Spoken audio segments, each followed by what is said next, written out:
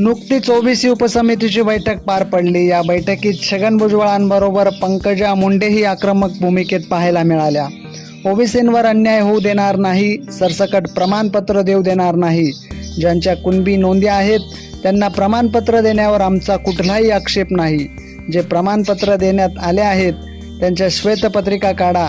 मराठवाड्यात जी काही कुणबी प्रमाणपत्र देण्यात आले आहेत त्याच्यातली बोगस प्रमाणपत्र या श्वेतपत्रिकांमुळे लक्षात येऊ शकतात। यावेळी बावनकुळे यांनी सरकारची भूमिका मांडत म्हणाले, ज्यांच्या वंशावळमध्ये रक्तसंबंधांमध्ये कुणबीची नोंदी आहेत त्यांनाच प्रमाणपत्र देण्यात येतील, सरसगट प्रमाणपत्र दिली जाणार नाहीत।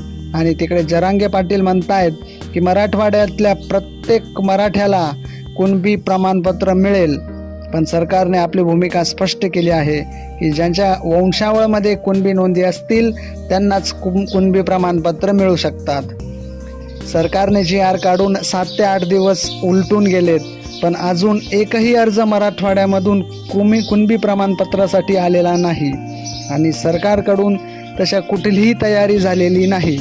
या सर्वांचा अर्थ GRच्या आधारे सरकारला कुणबी प्रमाणपत्र देण्यासाठी आणि मराठा बांधवांना कुणबी प्रमाणपत्र मिळण्यासाठी एक तारेवरची कसरत करावी लागू शकते।